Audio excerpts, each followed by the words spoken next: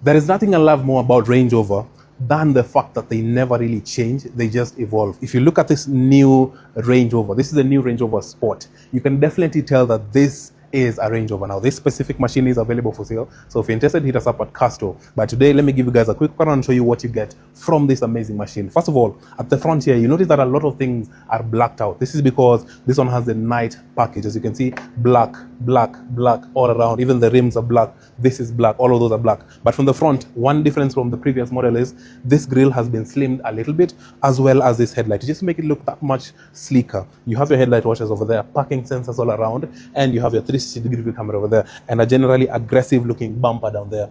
Very nice looking. The rims, these are size 22. I mean, this is the size of my hand, and for comparison, just look, that is where my hand fits, and that caliper behind there is also blacked out. Amazing looking and amazing size. This is a big car, so you definitely expect big brakes. On the side here, you have that over there, which is in black.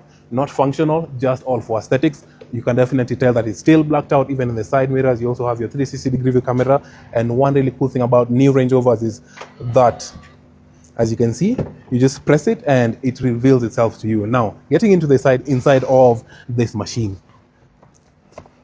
the first thing you notice is that the sitting position is quite commanding. I mean, I feel like I'm sat on top of a car and I'm looking down on the rest of the world. That just gives me that, like, the money that I've spent is worth what I'm driving. And as you can see, the tech itself is quite nice. You have this screen over here, your digital gauge cluster, which is hanging from the top, and then you have your center infotainment screen. Now this screen is curved, and the reason for that is because the curved nature helps you sort of reduce the glare you might get from the sun over there. In terms of the steering wheel, quite nice, feels quite nice. And another thing I'm noticing is this is metallic, but it's sort of a night chrome, darkish, bronzish color. Amazing looking. Even at the doors here, the door handles themselves, metallic and premium feeling. You have electronic seats with memory function. These are the controls for your doors. The seat itself, quite comfortable. You have controls on your steering wheel, which you can control your cruise control on this end, and this one is for your infotainment system. You have these paddle shifters over here, and they're metallic.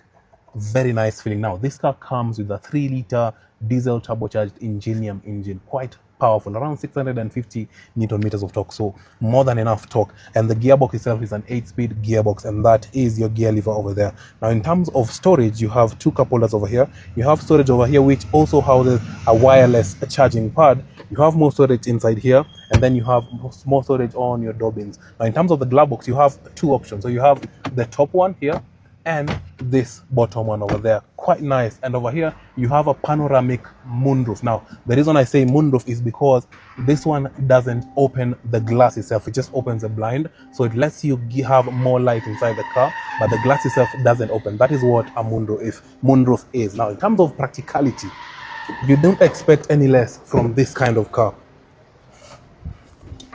Look at this. Also quite comfortable, and as you can see, more than enough legroom and still more than enough headroom, and that is with this panoramic glass all over my head. I have this storage over here, which houses two cup holders, as well as this storage over here.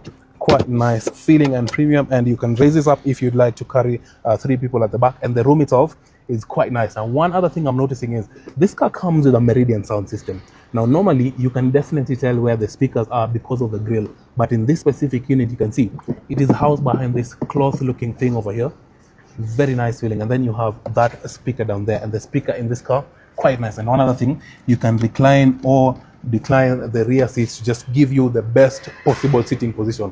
At the back, first of all, the tail lights, LED steel, very nice, and they've also been slimmed. The previous model used to come with just one panel over here of light, but this one goes all the way up to here. It doesn't sadly go all the way along, but still looks quite nice and sleek, and Range Rover badging at the back.